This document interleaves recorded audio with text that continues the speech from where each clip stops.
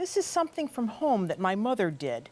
And people are very skeptical when I say chickpeas, but it's actually really delicious. So what you want to do is drain off a 14-ounce can of chickpeas because there's a lot of salt on that. So drain it off and just let them drain through a strainer and put them in a bowl.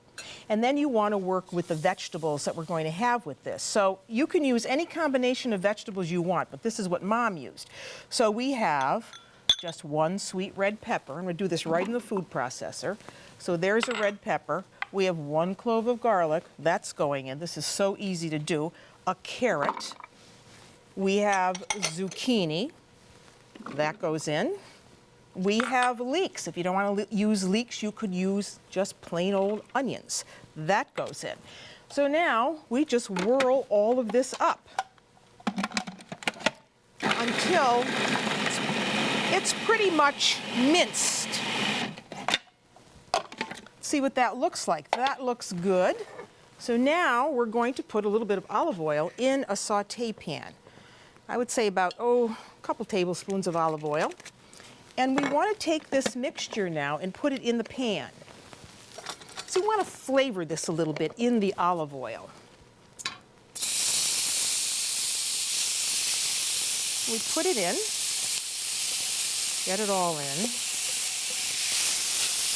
And you may want to give that just a little bit of salt and pepper.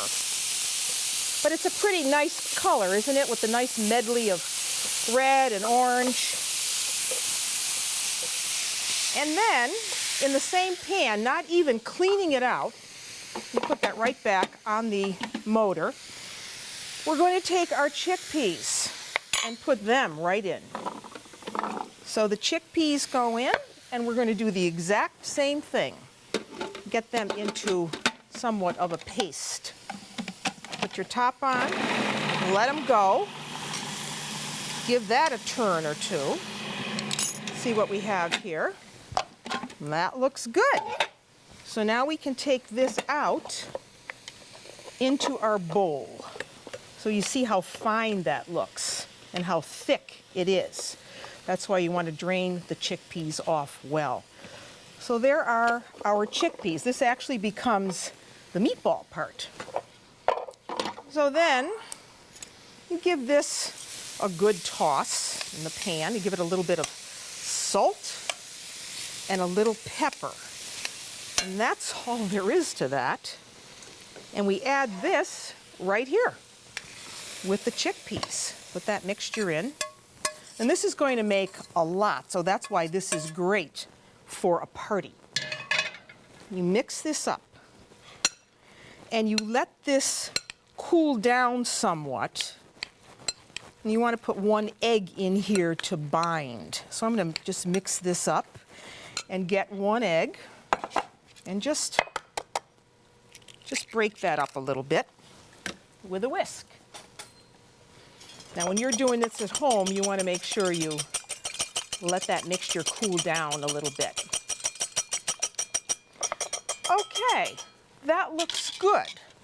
So then, this is your binder. You add the egg, and again, get that really well combined. And I would let it sit around until you can handle it. Isn't that a pretty medley? It looks so, I don't know, it looks like confetti. That's what it reminds me of. So you set that aside, you let it cool, and it looks like this. Now you're ready to go. So there is our mixture all cooled.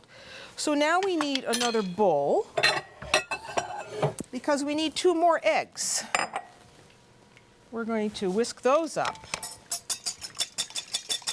And you can make these ahead of time. Get them all ready, get them all breaded, and then when you're just before you're ready to serve them, you can fry them. We're going to fry them in a little bit of light olive oil. So then with perfectly clean hands, you make a little meatball. Just take enough to, just like you were making a regular meatball. I'd make them about that size. Put them in the egg. And then in some really good breadcrumbs, some fresh toasted breadcrumbs that you have made yourself from stale bread. With a mixture like this, you can get several dozen, and they're great for an antipasto party because you can eat them out of hand. So once you get them in the breadcrumbs, really roll them well. And then you want to have ready that olive oil. You want to make sure that the olive oil is at 375 degrees Fahrenheit. So you're going to brown these without them becoming oil laden. I'll do one more. All right, that looks good. Just give myself a wipe off here, and we can show you how those cook up. You're really going to be surprised how wonderful these taste. So let me set this aside. And here are our little balls. We have oil here heating in a pan. We're going to put them right in there. I think this is a great idea. And for a vegetarian, this is wonderful. So you let them brown. Make sure that they brown well. They are not going to take long. Turn them over. And really, as soon as you turn them over, they're almost ready to take out.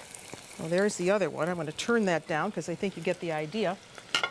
And they come out onto paper towel. You want to drain them, really drain them well. Now, ideally, this is best served hot. Here are some others that we did earlier. You see how beautiful they look.